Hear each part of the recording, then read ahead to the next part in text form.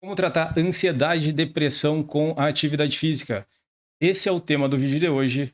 Muito prazer, meu nome é Vinícius Colombelli, eu sou personal trainer, especialista em atendimento de grupos especiais, principalmente saúde mental, e também especialista em treinamento personalizado. E para responder essa pergunta, nós vamos utilizar um trabalho muito importante que foi publicado recentemente. Esse é o título do trabalho traduzido, pessoal. A eficácia das intervenções de atividade física para melhorar a depressão, ansiedade e sofrimento. É uma visão geral das revisões sistemáticas, tá? Então, esse é o trabalho que vai embasar essa resposta que eu vou entregar para vocês, além, é claro, da minha experiência, mas eu não vou ficar falando nada só da minha cabeça. Nós precisamos ter informações mais concretas para responder essa questão, certo? Então, o objetivo desse trabalho foi sintetizar as evidências sobre os efeitos da atividade física nos sintomas de depressão, ansiedade e sofrimento psicológico em populações adultas. É um trabalho recente, foi publicado em 2023 no Jornal Britânico de Medicina Esportiva. Ali embaixo tem o identificador do trabalho para vocês procurarem caso queiram acessá-lo na íntegra. Nesse estudo foram incluídas 97 revisões e 1.039 ensaios clínicos randomizados, que é o melhor tipo de trabalho para se avaliar o tratamento em relação à saúde em humanos, tá? Juntando todo mundo, deu 128.119 participantes. É uma amostra bem grande, um trabalho bem amplo e de altíssimo nível de alto padrão. Aqui a gente consegue verificar como o trabalho se apresenta lá no site, tá, do Jornal Britânico de Medicina Esportiva. Esse é o título dele em inglês. Uma equipe de pesquisadores da Universidade do Sul da Austrália, e eles publicaram no Jornal Britânico. E para contextualizar, os autores trazem logo de início na introdução algumas informações de âmbito global sobre a saúde mental. Logo de cara, a gente já vê que os transtornos de saúde mental são um dos principais custos de saúde no mundo para tratar esses sintomas, essas condições. Em 2019, uma a cada 8 pessoas no mundo, ou seja, 970 milhões de habitantes no mundo inteiro, passaram ou sofreram algum transtorno de saúde mental, e quase a metade da população, ou seja, 44%, vai passar por isso durante a vida. Então, muito provavelmente, algum de vocês já está passando por isso, já passou, ou ainda vai passar, ou pelo menos vai conhecer alguém que vai sofrer com alguns desses sintomas, tá? E esse vídeo vai ajudar a gente tratar isso da melhor forma possível. O custo global é estimado em 2,5 bilhões de dólares, tá? Isso em 2019, e existe uma projeção que os autores encontraram para 2030 que aumentará para 6 trilhões de dólares. Isso é muito dinheiro, saiu de 2,5 bilhões em 2019 e vai passar para 6 trilhões de dólares até 2030. Então esse é todo o custo global estimado para tratar as condições de saúde mental da população. A principal doença identificada foi a depressão, o principal transtorno é a ansiedade, e o sofrimento psicológico também está presente, aumentou muito depois da pandemia de Covid-19 e aumentou cerca de 35 a 38%. Os autores conseguiram identificar algumas diretrizes, né, durante os estudos. Existem a diretriz de abordagem de estilo de vida, que vai envolver exercícios físicos, higiene do sono e uma dieta saudável. E essas diretrizes, elas variam de países para países. Nos Estados Unidos, por exemplo, eles vão oferecer a psicoterapia e a farmacoterapia. E caso não surta efeito, né, seja ineficaz ou inaceitável, porque tem alguns casos os pacientes não querem se tratar com medicamentos ou psicoterapia, ou esses dois não surtem efeito, eles oferecem então essa abordagem de estilo de vida com uma das diretrizes. Na Austrália, já no país de origem dos pesquisadores, né, da maioria dos pesquisadores, existe um tratamento de primeira linha que é o estilo de vida. Entretanto, frequentemente oferecem primeiro a farmacoterapia.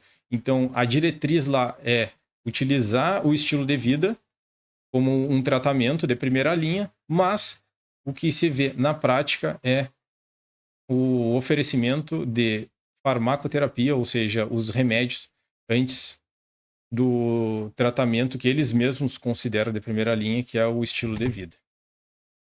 Em centenas de ensaios, né, em centenas de estudos, a atividade física mostrou-se semelhante à psicoterapia e à farmacoterapia, com resultados bem próximos. Então, existe uma forma de tratar os transtornos de saúde mental com atividade física e também nós temos aqueles 3 benefícios ali, que é o custo reduzido, os efeitos colaterais reduzidos e os efeitos auxiliares à saúde, se comparados com a psicoterapia e a farmacoterapia.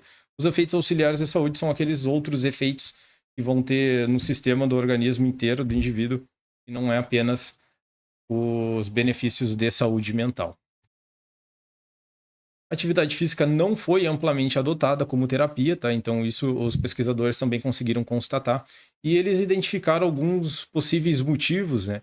E foi devido à resistência do paciente. Muitas vezes os pacientes não querem se tratar com atividade física ou não querem tratar a sua saúde mental, a ansiedade, a depressão e o sofrimento psicológico de forma alguma. Então, existe a resistência do paciente. Existe também a dificuldade de prescrever e monitorar em ambiente clínico a atividade física. Tá? Então, existe uma certa dificuldade quanto a essa prescrição e o controle da atividade física como um tratamento de saúde. Então, isso daí acabou atrapalhando um pouquinho. E quanto à quantidade de estudos também incomensuráveis.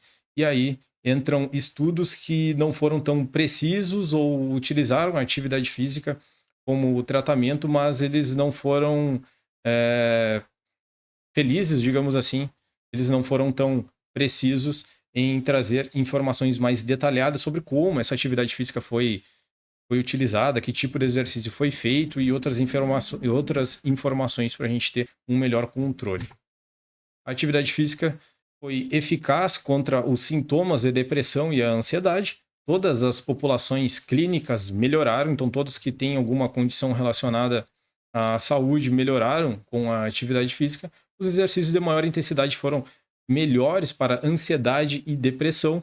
E logo mais eu já vou falar um pouquinho sobre esses tipos de exercício, tá? Então eles conseguiram observar isso. E tem uma relação de intensidade para um resultado um pouco melhor. E também não quer dizer que os exercícios mais leves ou moderados não funcionem, tá? Mas os exercícios de maior intensidade tiveram uma melhora mais expressiva. Os melhores resultados foram para depressão e ansiedade, em comparação com aqueles indivíduos saudáveis. Então, o que acontece aqui?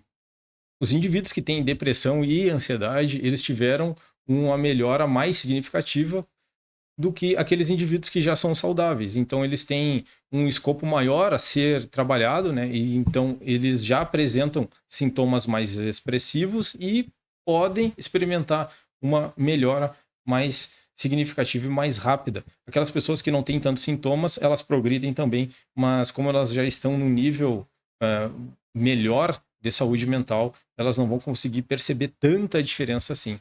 Mas também é importante por causa da prevenção. Eles conseguiram observar também que as pessoas que são mais sedentárias têm mais sintomas, existem situações mais graves relacionadas à saúde mental, e quem faz atividade física com regularidade ou quem se exercita com regularidade acaba não apresentando tanto sintomas assim. Todos os modos de exercício também são eficazes, tanto as atividades aeróbias quanto os exercícios resistidos, né? Que são os exercícios de força ou a musculação, por exemplo. As atividades mistas, a yoga, por exemplo, que entra com um tipo de exercício que hoje é classificado como mindfulness, que associam mente e corpo, e todas as diretrizes ou as recomendações de atividade física voltada para a saúde mental também citam esses exercícios que unem mente e corpo, e a yoga é um grande exemplo disso. Existem outros como o Tai Chi Chuan e algumas outras práticas também. As intervenções curtas, com menos minutos por semana, foram mais eficazes, de acordo com o que os pesquisadores puderam observar. Então, o que isso significa? As intervenções mais curtas, né, tendem a ser um pouco mais fáceis de serem adotadas ou praticadas, e aquelas intervenções mais longas, mais demoradas, são mais onerosas, digamos assim, mais difíceis de implementar na rotina. Tá? Então, os pesquisadores conseguiram observar isso também. E quanto à atribuição dos benefícios sobre a depressão e a ansiedade, né, relacionados à atividade física, os autores conseguiram verificar que é por causa de uma combinação de mecanismos e entre eles estão os mecanismos psicológicos, os neurofisiológicos e os mecanismos sociais promovidos pela atividade física para combinar todos esses fatores e conseguir apresentar os resultados que eles observaram. E como isso acontece, como esses benefícios acontecem no nosso organismo? É devido principalmente ao aumento de serotonina, o aumento de norepinefrina e também a regulação do eixo hipotálamo, hipófise e adrenal e a redução da inflamação sistêmica. Então, juntando todos aqueles trabalhos, todo aquele pessoal envolvido, toda aquela população que foi pesquisada, eles conseguiram observar que os benefícios da atividade física ocorrem principalmente por esses fatores. E que os benefícios são conhecidos e negligenciados. Tá? Então, apesar dos exercícios serem conhecidos, eles também foram negligenciados de acordo com a pesquisa que esses autores realizaram. O efeito é semelhante ou ligeiramente superior também do que a farmacoterapia, a psicoterapia, tá? Comparando ali a atividade física com a psicoterapia e a farmacoterapia, existem aquelas vantagens, né, quanto ao custo e os efeitos colaterais, por exemplo, que eu já citei, mas as intervenções podem ser complementares. Para a gente conseguir um resultado ótimo, a gente precisa unir todos os fatores que conseguem intervir nessa questão e chegar no melhor resultado possível para tratar esses sintomas e também para prevenir. Então, mantenham a psicoterapia, mantenham a farmacoterapia e saibam que também existe um recurso que é a atividade física, que pode ser utilizado de forma complementar. Lembrando e resumindo, então, o que a gente está vendo nesse vídeo, que a atividade física é altamente benéfica para sintomas de depressão, ansiedade e sofrimento psicológico, tanto para a população geral quanto para transtornos de saúde mental e doenças crônicas. Todos os tipos de atividade física, segundo os autores, foram eficazes, tá? Independente do tipo de atividade física que você faça, essa atividade física ela vai ser eficaz. A maior intensidade tem um maior benefício. Também aqui a gente tem que tomar alguns cuidados, a gente não pode sair fazendo atividade física de qualquer jeito. Embora eu saiba que muitas pessoas se exercitaram a vida inteira por conta e não tiveram nenhum problema, mas a atividade física ela pode ser melhor utilizada se bem orientada por profissionais. Atividade física é fundamental para depressão, ansiedade e sofrimento psicológico. Então, essas foram as informações constatadas pelos autores dessa pesquisa e eu trago aqui para vocês. E aqui eu quero fazer um convite muito especial para vocês, para conhecer o ZenTime, que é o meu programa de atividade física. Eu quero oferecer para vocês uma semana de treinamento gratuito. São 5 sessões de treinos.